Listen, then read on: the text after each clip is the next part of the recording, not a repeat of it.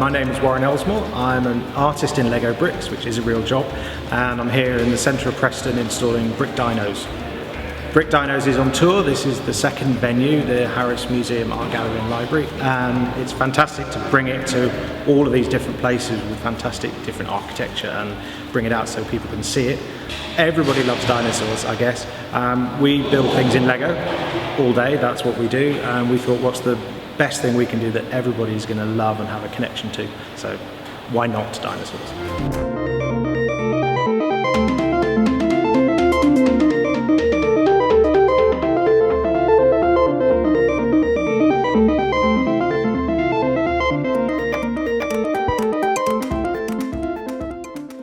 Now, you might have heard behind me some noises, and that's because some of our dinosaurs will roar or screech, or you'll be able to hear the sounds of the water as they go by.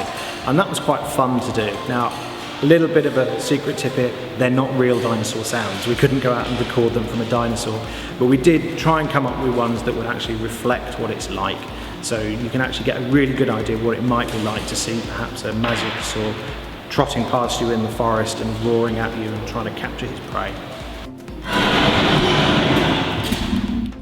It's really hard to pick a favourite dinosaur, but if I had to go with one, I think maybe the Triceratops from the small ones. He's really cute, looks a little bit like the one in Toy Story. And the hardest dinosaur that we had to build, well, probably you might be able to see it right behind me, is the pterodactyl, because that one actually flies like a real pterodactyl, so we had to create a whole framework for it, and it's quite a complicated thing to hang up in the sky, but it's worth it when you get to see it.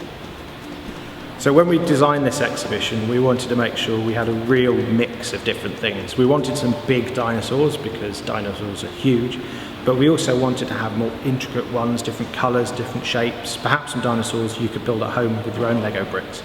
So we put all that in mind when we put the exhibition together, and we also threw in some extra bits where you can have a go yourself. You can build your own dinosaur or colour one in, or use your imagination to come up with something. That's the best part. We love seeing what people come up with. One thing we were really keen on was to make sure that our dinosaurs were as accurate as possible, to try and, within the constraints of Lego, to make sure that we could get them realistic. So we actually worked with a paleontologist on this. We looked at a dinosaur, say the T-Rex, and we came up with a dinosaur, sent it to the paleontologist, and he kind of came back and said, tail's a bit too short, arms a bit too stubby, things like that. And we went back and forward. So as close as we can within Lego and within the colours that are available in Lego, all of our dinosaurs are pretty accurate. We're often asked how on earth we make all these dinosaurs, which is a complicated question. The first thing is they're all real Lego bricks. So they're standard Lego bricks in standard Lego colours. We don't use anything special. We don't have any special parts made for us. Now, some of the smaller dinosaurs, we actually build them the same way you might do at home. We start out with lots of bricks, although we have an awful lot of bricks, and we start picking up the bricks, seeing what works, and putting them together. Some of the other larger ones we actually design on computer, especially the really big dinosaurs. We'll come up with a computer model, we'll work out what it looks like and how we should pose it, and then once that's done, we actually use some special software that converts it into a brick outline. It sounds easy, but it's not, because all that gives you is a big collection of bricks that aren't connected together, that don't have any structural integrity at all. So then we have to looking at see, do we need to put a frame inside it? How are we going to move it? How are we going to build it? And then somebody gets to put the bricks together. And for some of the largest dinosaurs here, they're up to 800 hours to build. So it's quite a task.